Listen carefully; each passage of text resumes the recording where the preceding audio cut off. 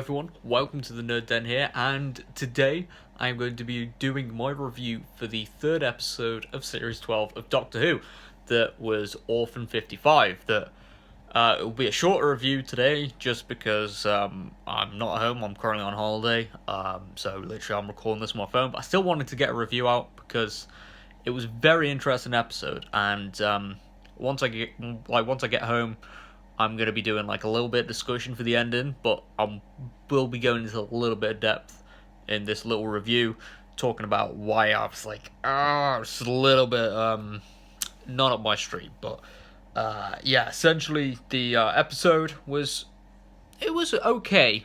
Yeah, the bare bones of it was basically that they visited a spa that was in outer space, and the reason why I'm doing that is because there's a little bit of twist at the end.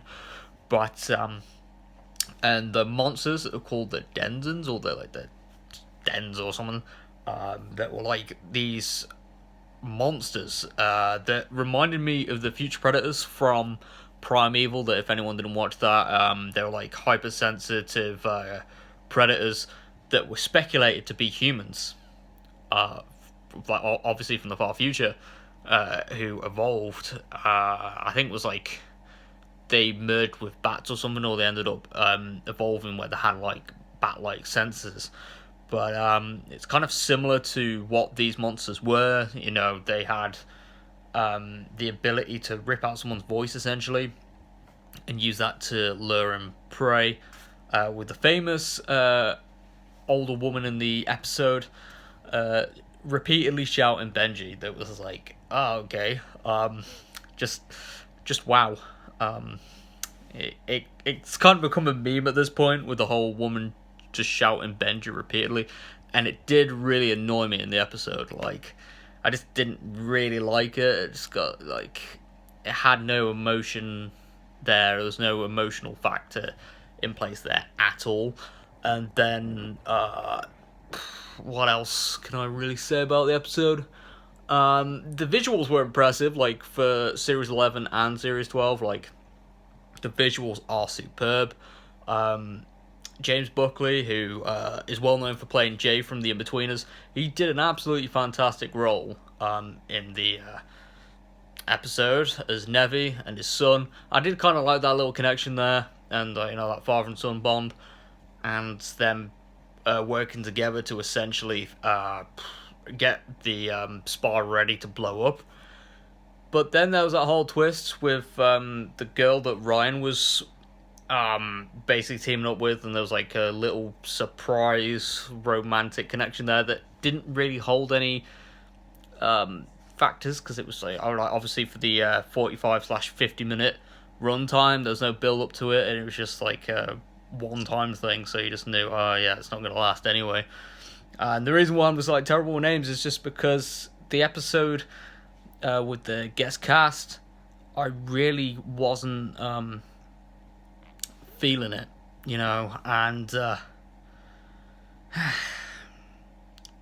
of sucked, really, that there was no connection there, like, that cast, and then like that girl find out her mother, who was one of the soldiers there, that I felt like as a character, like that soldier was really interesting, because like she kind of resembled like what the Doctor used to be when fighting the Time War and stuff, and obviously that reflected the Doctor's rules on guns and everything, and that was a pretty cool comparison. And it was cool to see Ryan's character, the character of Ryan, sorry, obviously played by Tosin Cole. He did an absolutely fantastic job, and it was good to see more screen time with that character, because that's the thing about Jodie Whittaker's era so far, is that there's 3 companions, and they've all got their things going on, but they don't have enough time to develop. So, like, yeah, she's a police officer, and you don't get enough time with that. She's got a family as well. Like her mom's pretty intrigued by the Doctor and wants to know what's going on there, but that's been an abandoned plot thread so far, so we haven't seen any of that.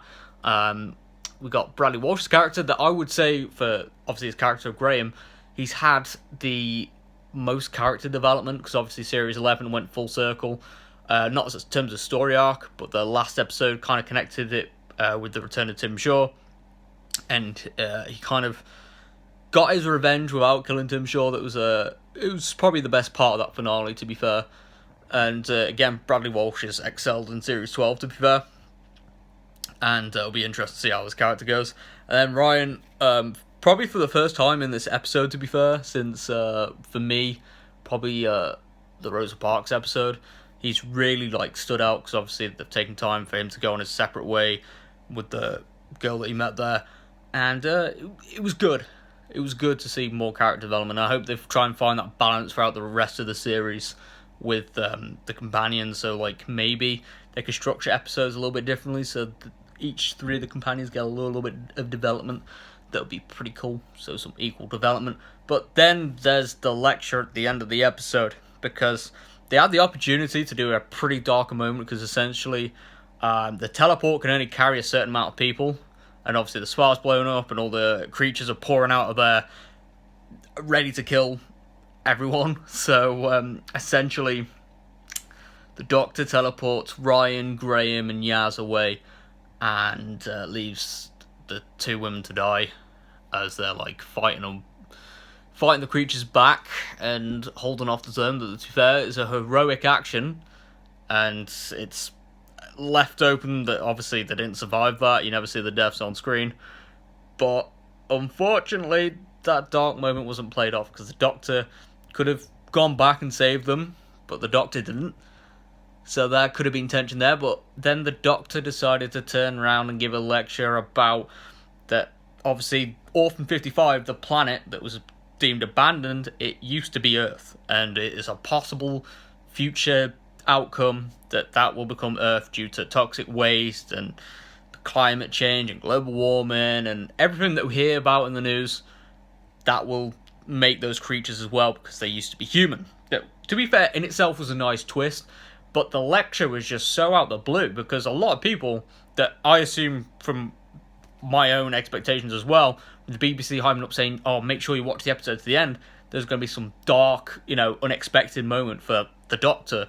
But nope, it just completely went into a global warming lecture about how we control the fate of the planet, and that's only one possible outcome, because that kind of changes the rules of time travel, because we've seen various future outcomes, in Christopher Eccleston's era we saw on Platform 1 where the Earth turned into a big fireball and just blew up, and then in Peter Capaldi's era where it's just a deserted wasteland, but there was no spark on there, and everyone had left due to radiation and stuff or something like that. So yeah, again, I guess it kind of make sure that those stories are still canon, but in the way that it's okay, so how does time travel work anymore? But yeah, there you go.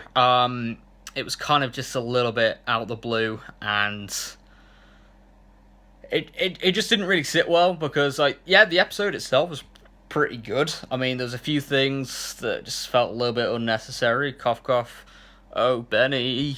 But overall, it was an okay episode. In terms of giving it a score out of 10, I'll give it a 6 out of 10. Just because after the huge two-part opener was Spyfall, it felt like a little bit of a backstep. But hopefully with the next episode, where we go into the early 19th century, I think, was it? Yeah. Oh, hang on. Yeah, it's around that era. I think it's the Victorian era or something. Sometime during then. Where we get to see some interesting new scorpion-like monsters that would be pretty cool. But yeah, thank you very much for watching. Leave a comment down below of what you all thought of this episode, and I'll see you all in my next video. Thanks for tuning in, and I'll see you all next time. Bye-bye.